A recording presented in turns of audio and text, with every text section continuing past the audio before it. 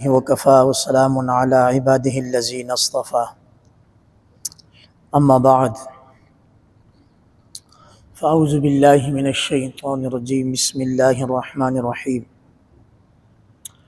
والذين تبوأوا الدار والإيمان من قبلهم يحبون من هاجر إليهم ولا يجدون في صدورهم حاجة مما أوتوا ويؤثرون على أنفسهم ولو كان بهم خصاصة ومن يوق شح نفسه فأولئك هم المفلحون. وروي عن النبي صلى الله عليه وسلم أنه قال: المحيا محياكم والممات مماتكم. آمنت بالله صدق الله العظيم وصدق رسوله النبي الكريم ونحن على ذلك من الشاهدين والشاكرين والحمد لله رب العالمين. معزز سامعین کرام، السلام علیکم ورحمۃ اللہ وبرکاتہ۔ شوق اور محبت سے درود شریف پڑھ لیتے ہیں۔ اللہم صلی علی محمد وعلی آل محمد کما صلیت علی ابراہیم وعلی آل ابراہیم انک حمید مجید۔ اللہم بارک علی محمد وعلی آل محمد کما بارکت علی ابراہیم وعلی آل ابراہیم انک حمید مجید۔ آج کا بیان ایک خاص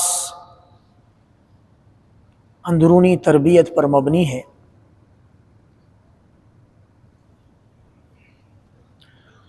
اور اس کا عنوان ایثار اور قربانی ہے۔ قربانی مطلب اپنا حق ہوتے ہوئے دوسرے کی خاطر پیچھے ہٹنا۔ اس کا عام مفہوم قربانی کا یہی ہے۔ ایک قربانی سنت ابراہیمی ہے جو کہ 10 ذی الحجہ کو بقرعید کے موقع پر ادا کی جاتی۔ اس قربانی کی اصطلاح کا تعلق جانور ذبح کرنے سے ہے، اور ایک قربانی انسان کے اندر کی صفت ہے۔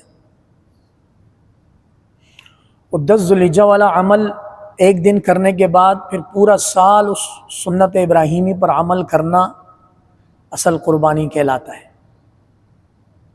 چنانچہ 10 ذی الحجہ کے موقع پر یہ مقولہ مشہور ہو جاتا ہے کہ جانور تو ذبح کر دیا، اور اپنے اندر کا جانور جب ذبح کریں گے اس وقت صحیح سنت ابراہیمی زندہ ہوگی۔ ایسے ہی ہے۔ اسی سے ملتا جلتا نام ایثار کا ہے، اور ایثار اور قربانی دونوں عربی زبان کے لفظ ہیں جو کہ اردو میں زیادہ استعمال ہوتے ہیں۔ ایثار کا بھی لفظی ترجمہ مفہوم دوسرے کو اپنے پر ترجیح دینا ہے، اور ان دونوں کو اگر جمع کر دیں تو اس کا مطلب یہ ہے کہ جہاں آپ کا حق ثابت ہو، جہاں آپ 100% رائٹ پر ہوں، لیکن دوسرے کی ضرورت کو دیکھتے ہوئے اپنے آپ کو پیچھے کرنا، دوسرے کو موقع دینا۔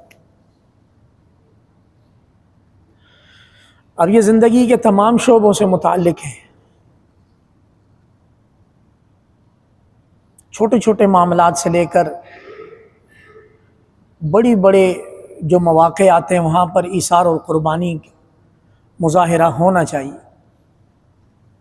چھوٹے بچوں کی اگر ہم تربیت کی بات کریں تو ان کے لنچ باکس، واٹر بوٹل سے لے کر اسکول جانے والی وین، اسکول میں اسمبلی کا ٹائم، کلاسوں میں بیٹھنا، چھٹی کا ٹائم، ان سب جگہوں پر ایثار اور قربانی کے عملی نمونہ پیش کرنے کے مواقع ملتے رہتے ہیں۔ یہاں تک کہ چھوٹے بچے آج کل یہ جملہ بڑی شہرت اختیار کرے گئے ہے، sharing is caring. Sharing is کہ اپنا لنچ باکس کسی کے ساتھ شیئر کرنا، اٹ مین اٹس کیئرنگ، ایک دوسرے کا خیال کرنا۔ تو یہ اچھی تربیت کے آثار ہیں۔ میرے سے رہا نہیں جا رہا، شیئرنگ از کیئرنگ کا ایک مفہوم صحابہ کرام نے اپنی زندگی کی آخری سانسوں میں اپنایا۔ جنگ موتا 3 صحابی شدید زخمی ہیں، یہ حضور علیہ السلام کی زندگی میں ہوا، اور پانی پلانے والے ایک صحابی مشکیزہ لے کر آئے، اور وہ جو 3 صحابی فاصلے فاصلے سے زخمی میدان جہاد میں پڑے ہوئے تھے، ان میں سے پہلے جس صحابی کو پانی دینے لگے وہ اس پانی دینے والے صحابی کا حقیقی بھائی تھا، سگا بھائی۔ تو ان کو پانی دینے لگے تو انہوں نے کہا کہ وہ دوسرا بھائی زیادہ پیاس ہے، پہلے اس کو دو۔ شیئرنگ از کیئرنگ، ایثار اور قربانی۔ تو یہ صحابی وہی مشکیزہ اور چمڑے کا برتن لے کر ان کے پاس پہنچے، انہوں نے کہا وہ اگلا صحابی بہت زیادہ زخمی ہے، پہلے اس کو دو۔ فرسٹ ایڈ ساری کی ساری پانی ہی ہوتا تھا۔ تیسرے زخمی صحابی کے پاس پہنچے، وہ شہید ہو گئے۔ وہ جلدی سے واپس آئے دوسرے صحابی کے پاس، وہ شہید ہو گئے۔ آخر میں اپنے بھائی کے پاس آئے، تیسرے صحابی، یہ بھی شہید ہو گئے۔ اللہ، بڑی لاڈلی امت والے ہیں ہم، ماشاءاللہ سے پرسکون ماحول، ایسی چل رہا ہے اور یہ پنکھا بھی چل رہا ہے، ٹھنڈا ماحول ہے، کتنے مزے سے شہادت کا واقعہ میں نے بیان کر لیا، آپ نے سن لیا، اور درس ہو رہا ہے ایثار اور قربانی کا۔ اور وہاں غزہ کے معصوم بچے، اللہ اکبر، بلکتے سسکتے نہتے، بھوکے پیاسے، بے یار و مددگار، نہ گھر نہ کوئی آسرا، اللہ اکبر۔ بہر کیف یہ اللہ پاک کی سنت ہے، وہ روئے زمین پر اپنے بندوں کو گواہ بناتا ہے۔ وَيَتَّخِذَ مِنْكُمْ شُهَدَاءَ۔ مدینہ منورہ کے سفر میں جبل احد کے پاس ایک شامی شیخ ہیں، وہ جنگ کی حالت میں مدینہ منورہ منتقل ہو گئے، وہاں وہ درس وغیرہ دیتے ہیں۔ تو میں ان کی محفل میں بیٹھا تھا، تقریباً 8 سے 9 مختلف ممالک کے طلبہ ان کی خدمت میں تھے، الجزائر، مراکش، تیونس، اور غزہ کے لوگ بھی جو پڑھنے کے لیے مدینہ منورہ آئے وہیں محبوس ہو گئے، وہ بھی تھے۔ تو شامی شیخ نے کہا کہ اللہ رب العزت نے ایک زمانے تک شام کے لوگوں کو گواہ بنایا، وہاں شہادتیں ہوتی رہیں، اب باری ہے غزہ والوں کی، اللہ غزہ والوں کو شہید کر کے گواہ بنا رہا ہے کہ امت کا کیا حال ہے۔ تو میرے معزز سامعین کرام، ایثار اور قربانی کا مظاہرہ کرنا خود بھی، اور اس کو اپنے بچوں میں ٹرانسفر کرنا خاص طور پر آج کل کے ٹائم میں بہت ضروری ہے۔ میں خود محسوس کر رہا ہوں کہ چھوٹے بچے جن کا ٹائم اسکرین کے سامنے گزر رہا ہے، ان کے منہ سے کوئی لفظ نکلے پھر ان سے صبر نہیں ہو رہا۔ جن بچوں کا ٹائم اسکرین کے سامنے گزر رہا ہے، ان بچوں کی زندگی سے صبر ختم ہوتا جا رہا ہے، برداشت ختم ہوتی جا رہی ہے۔ مجھے بعض اوقات اس کا مشاہدہ کرنا پڑ جاتا ہے اپنے گھر میں۔ 2 بچوں میں سے بڑا پھر صبر کر لیتا ہے، چھوٹے سے وہ جو بات کہتے پانی چاہیے، اب اس سے صبر نہیں ہوگا، وہ چند سیکنڈ کے اندر 10 دفعہ پانی مانگ لے گا، حالانکہ دسترخوان پہ پانی رکھا ہوا ہے، گلاس ہے، بوتل ہے پانی کی، لیکن اسکرین سے جو اس کی تربیت ہو رہی ہے یہ از حد چیلنجنگ بنتی جا رہی ہے۔ اب اس کی زندگی میں ایثار اور قربانی کہاں سے آئی؟ سوچنا چاہیے، اس بارے میں فکر مند لینا چاہیے کہ ہمارے بچے بغیر ہماری اجازت کے کیسے ہائی جیک ہو رہے ہیں، کہاں جا رہے ہیں۔ اس کے لیے ہمیں اپنے بچوں کی جو ان کے حرکات سکنات، جو ان کی ایکٹیویٹیز ہیں، اس پر نگاہ رکھنا اور اس کی نوک پلک ٹھیک کرنا یہ والدین کی ذمہ داری ہے۔ نہ کوئی مسجد مدرسہ اس کی اصلاح کرے گا، نہ کوئی اسکول کرے گا، اور جس طرح والدین کر سکتے ہیں اس طرح کوئی خاص ٹیچر نہیں کر سکتا۔ تو میرے معزز سامعین کرام، ایثار اور قربانی چھوٹی سی چھوٹی چیز سے لے کر بڑے سے بڑے مواقع تک کے لیے، اور اس کی بڑی کمی محسوس ہوتی ہے۔ میں کون سی مثال آپ کو حصی مثال دوں جس کو ہم مشاہدہ کرتے ہیں؟ توحید اسکوائر پر میزان بینک والوں کا ایک ATM مشین کا بوتھ ہے، 2 مشینیں انہوں نے لگا دی ہیں۔ کبھی 2 سے 4 بندے وہاں جمع ہو جائیں، کیسی بے ترتیبی چلتی ہے۔ آپ اگر کھڑے اپنی باری پر 2 منٹ کے لیے، آپ اگر وہاں سے ہٹ کے ادھر ادھر، دوسرا بندہ آپ کو پوچھے گا بھی نہیں، آپ سے پہلے بوتھ میں داخل ہو جائے۔ حالانکہ مہذب قوموں میں ایسا نہیں ہوتا۔ مہذب قوموں میں دوسرے کو رسپیکٹ دی جاتی ہے، آپ پہلے کھڑے، جی پلیز آئیں۔ کوئی خاتون آ گئی، اس کو پہلے چھوڑ دیجیے، آپ پہلے چلے۔ ہمارے ہاں یہ معاملہ بڑا عجیب ہو گیا، اور 5 انگلیاں برابر نہیں ہیں۔ اہل کراچی قربانی میں، ایثار میں، مدد میں، تعاون میں اللہ کی شان ہے، اتنا نمبر لے جاتے ہیں جتنا کوئی اور مائی کا لال لے ہی نہیں سکتا۔ ابھی پچھلے دنوں جو بارشیں ہوئی ہیں اس میں میری نگاہ سے ایک کالم گزرا ہے۔ ایک کمپنی میں کام کرنے والا حبیب بیگ چورنگی سے پیچھے، الغنی چورنگی ہے شاید، وہاں سے بائک پہ نکلا، پل کراس کیا، آگے پانی میں اس کی بائک بند ہو گئی۔ وہ پتہ نہیں کن کن راستوں سے، اچھا یہ کمیونٹی والے ایک دوسرے کو بہت سپورٹ کرتے ہیں۔ یہ بھی ایک عجیب منظر ہوتا ہے کہ جب آپ دیکھیں ایک رکشہ ادھر جا رہے، ایک پیچھے جا رہے، آپ سمجھ جائیں اس رکشے والے نے اس کو پاؤں دیا ہوا ہے۔ اور یہی کام کمال بائک والے بھی کرتے ہیں، برادری کا ہے، بہت خیال کرتے ہیں، بڑی محبت آتی ہے، اللہ کریم جزائے خیر دے دیں۔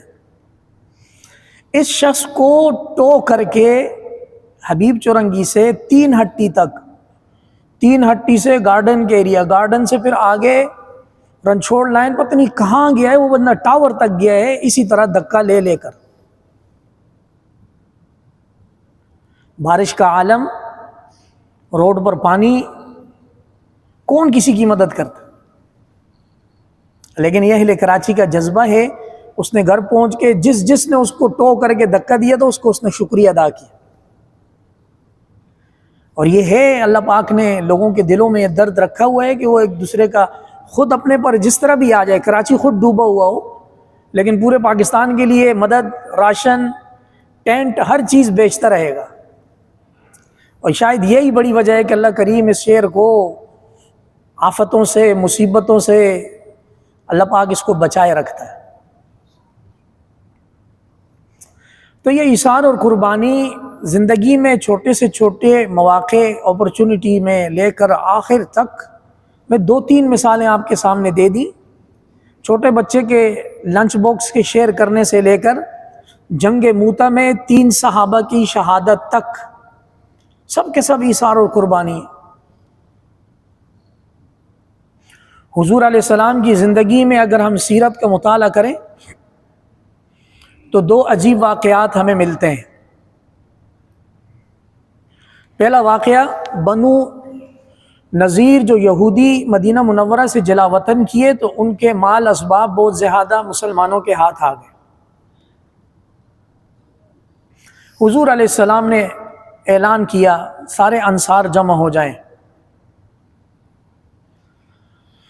سارے انصار جمع ہوئے، حضور علیہ السلام نے انصار سے خطاب فرمایا، ان کی مدح سرائی کی، ان کی تعریف کی کہ ہم بے گھر بے آسرا آئے تھے، آپ لوگوں نے ہمیں سہارا دیا، ہمیں گھر دیا، ہمیں اپنے مالوں میں شریک کیا۔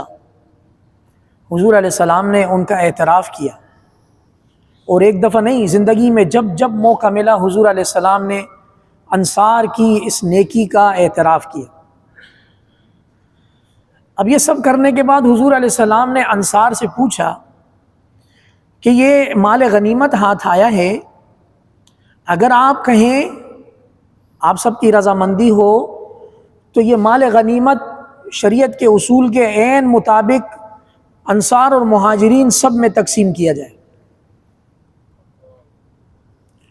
اور دوسری صورت جس کی طرف حضور علیہ السلام کا زیادہ گمان اور زیادہ میلان تھا کہ انصار نے جو اپنے اپنے گھروں کو، اپنی جائیداد کو مہاجرین کے ساتھ شریک کیا ہے، آپ اگر اجازت دیں تو مہاجرین کو آپ کی اموال جائیداد میں سے نکال کر یہ جو بنو نذیر کا مال غنیمت ہے اس میں مہاجرین کو شفٹ کر دیا جائے، آپ کے مال آپ کو واپس کر دیے جائے۔